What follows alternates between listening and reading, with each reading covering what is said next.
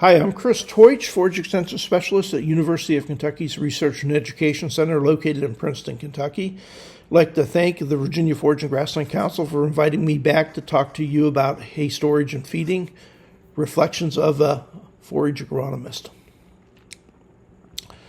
This is part 3 in this presentation, and we're going to be talking about approaches to hay feeding. There's 2 basic approaches to hay feeding.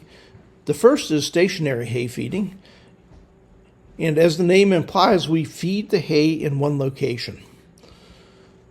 And there's some benefits of doing this. You have ease of access. Usually you would make that location close to a hard surface road, so you would have access to that hay feeding location without going through a lot of mud in the wintertime. It localizes damage to one area of the farm. Usually we have a hardened surface. It could be a geotextile or geogrid or concrete, but some type of a hardened surface to feed that hay on. And that's good in theory, and it helps reduce mud around that initial hay feeding area. But wherever the animals step off that hardened surface there's going to be mud, and fairly deep mud. So we don't eliminate it. We kind of push it back a little bit off the hay feeding area, but we still have mud even in a stationary hay feeding system.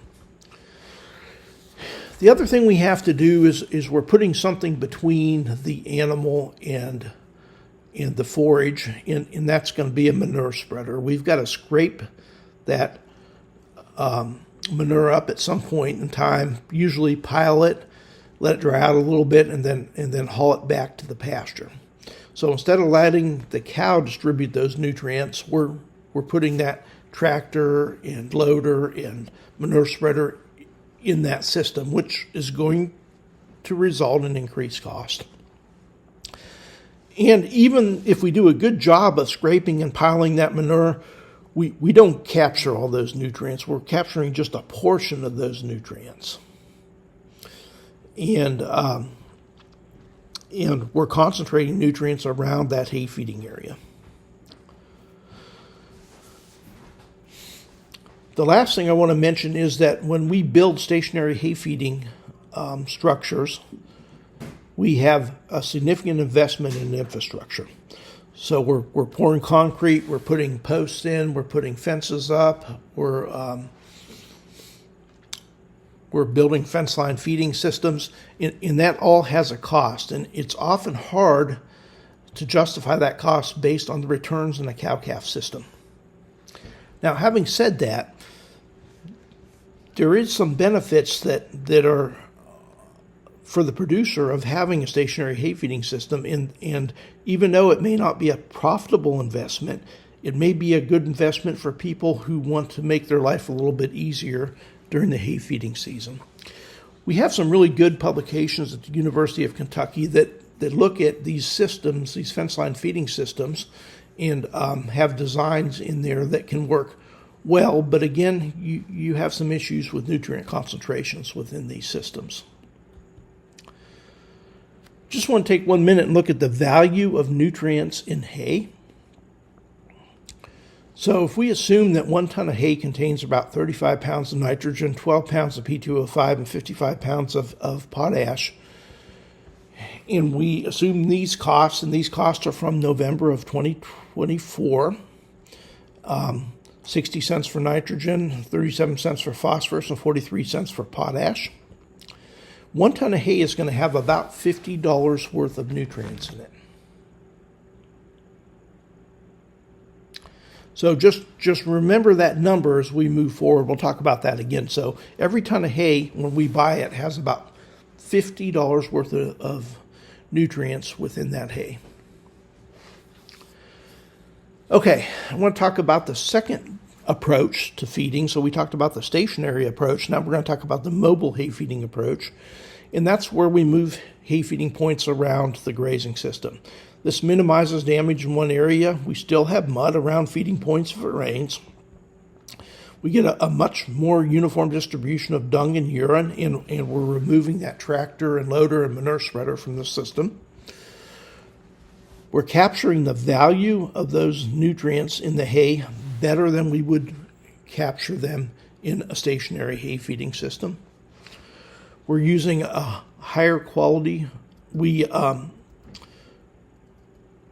can use this type of system with higher quality forages. So we would take a lower quality hay and maybe set some hay bales out in stockpiled tall fescue pastures and make them eat the hay and graze the stockpile or the winter annuals at the same time. And that stockpile and winter annuals can act as a supplement for lower quality hay.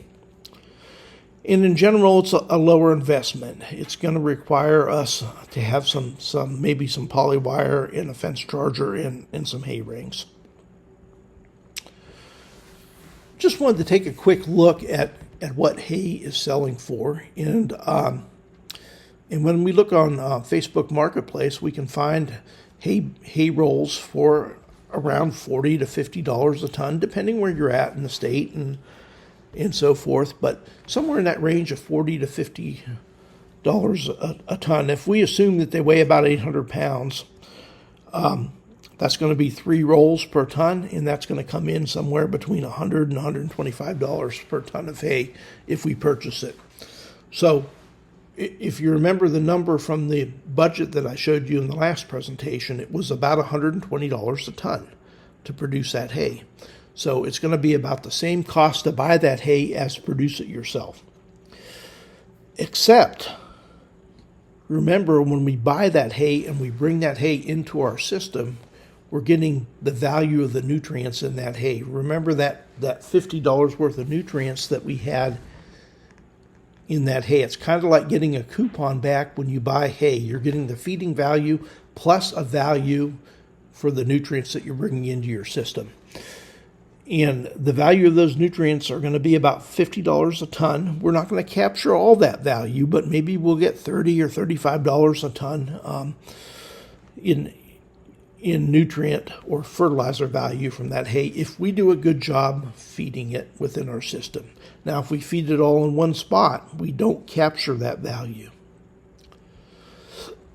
Probably one of the best things that we can do if we're purchasing hay is to, well, number one, find a reputable hay dealer that's producing good quality hay and then weigh that hay. That's good for the buyer, it's good for the seller, and it's good for when we're feeding that hay out so we have an idea of how much animals are actually eating. Okay, I want to talk a little bit about hay feeding and nutrient distribution. So we want to probably target our horse pastures for hay feeding, right? Pastures that need a little bit of extra help in terms of organic matter and soil fertility, and then feed on those pastures. And when we do that, we're bringing nutrients and organic matter into that system, which will help improve that pasture. We want to move our feeding points around. It doesn't really matter how you do it. We can unroll hay, we can move rings, we can have bale wagons, but somehow we need to move those hay feeding points around that grazing system. And then we can use bale grazing to move those feeding points around. And I'll talk a little bit more about bale grazing in a couple slides. So this is just a diagram of what we've been talking about. So we've got a hard surface road here, and it's really convenient to drive on that hard surface road and drop a hay bale off in this paddock right here beside the road. And a lot of people do that. And I'm not shaming them for doing that. I'm just saying that happens on a lot of farms. And so what happens, we feed all that hay all winter long in that paddock. It's muddy, it's torn up, and all the nutrients from this hay are being concentrated right here in this paddock. Now, in contrast, if we move those hay feeding points around and feed some hay in all of our paddocks in this grazing system, we're getting a much more uniform distribution of nutrients within this grazing system. And that's the power of having mobile hay feeding points within your system. Okay, I want to show you just a little bit of data on bale grazing as a tool for increasing soil fertility in pastures. This is a study that we've been working on at the research station for 2 years now, and this will be the third winter that we've bale grazed these pastures. Let me just tell you a little bit about what we're doing. We took a 10-acre pasture at the research station in Princeton. We soil sampled along 2 transects. Those are just lines across the pasture, and we soil sampled really intensively along those lines. We did a soil sample every 20 feet. We set 40 hay bales out uniformly distributed across this 10-acre pasture. We stocked this bale grazing study with 61 cow-calf pairs, and then we strip grazed those cow-calf pairs using polywire and hay rings. And we allocated only enough hay for 1 to 2 days at a time. So this is just a photo from when we were strip grazing these pastures. And of course, there's a little bit of grass in there. So the first thing that the cows eat when they go in would be the stockpile grass. And then they'll work on the hay bales. And generally, our period of time they're in with one section of hay bales, which was 6 to 7 hay bales, would be 1 to 3 days. This is just an area that had lost some vegetation during the tornado, and we fed some hay there within this pasture and to help stimulate grass growth and revegetation of these areas. This is an area that we had a little bit of damage around where we fed the hay because it rained when we were actually feeding this hay bale. Our hay losses during feeding were actually fairly low. We measured them, and they were somewhere in that range of 12%. But these areas grew back and recovered fairly well. One thing that we did during our bale grazing studies, before we even bale grazed, we came in and frost seeded red clover, white clover, annual lespedeza, and a little bit of grass. And the animals kind of walked this in and improved the pasture composition. So this is our initial soil test data, and then 1 year after, or one cycle of bale grazing. What I want you to notice is that every soil test parameter, except for pH, so phosphorus, potassium, calcium, magnesium, zinc, and organic matter, all increased after just one bale grazing cycle. And that's what this last column tells us. If the p-value is less than 0.05, then we say that there's a significant difference between year 1 and year 2. If we look at potash in particular, we increased our soil test value with just one cycle of bale grazing from 125 to 161. Pretty amazing. I really did not expect this to happen this quickly within the system. I just threw this in kind of for fun, and we collected a whole bunch of different data, and I'm only showing you the initial soil in the first year soil test values, but we collected hay waste, we collected disturbance areas around the bales, we collected a zone of influence around the bales, and this was one of those pieces of data, and this was manure pile distribution. So we actually counted manure piles. I use the term we loosely because my students actually counted the manure piles. But I wanted to ask you, how many manure piles would you expect to have per acre? So this was a 10-acre pasture. We strip grazed it. They were moved every 1 to 3 days to a new set of 6 bales. How many manure piles would you expect to have on average across 1 acre? I've heard values from 150 to 1,500. And when we looked at the average, we had on average 1,513 manure piles per acre. Pretty amazing manure distribution when we're strip grazing in this bale grazing project. So you can see how we're getting a much more uniform distribution of the nutrients within the grazing system. So the question is which one of these are right? Is it the stationary hay feeding or the mobile hay feeding?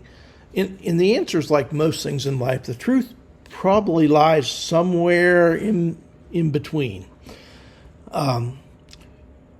I think you get a much better distribution of nutrients by feeding hay on pastures low in fertility, and spreading those hay feeding points out. But at the same time, it's awful nice to have a place to go when the weather really gets ugly out, like we've had in the last several weeks with rainfall and snow and so forth, and everything's sloppy.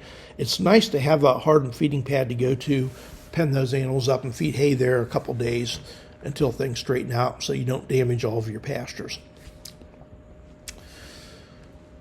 At the end of the day, I think we need to work hard to minimize large investments in infrastructure. If I want to get out of the cow-calf business tomorrow, I can sell the cows pretty easy, but it's awful hard to sell a big hunk of concrete that I poured in the pasture. The other thing I always tell people to do is just step back for a minute and think about how's this going to impact your profitability. Is it going to improve it, or is it going to have no effect, or is it going to decrease your profitability? And kind of keep that idea of profitability in your mind. And again, not all decisions are based on profitability. Some are based on comfort, and that's okay too. But you have to understand when you're making a decision based on comfort that it is probably going to negatively impact your bottom line. At the end of the day, there's no perfect way to feed hay. So you've got to kind of work through how you're going to do it in your operation and how it's going to make sense to do in your operation. Okay, that's the end of this part of hay storage and feeding, Reflections of a Forage Agronomist. And I'll be starting the next one in just a few minutes. So go back to the playlist and click on the next part if you're interested in viewing it. And that will be part 4, hay storage considerations.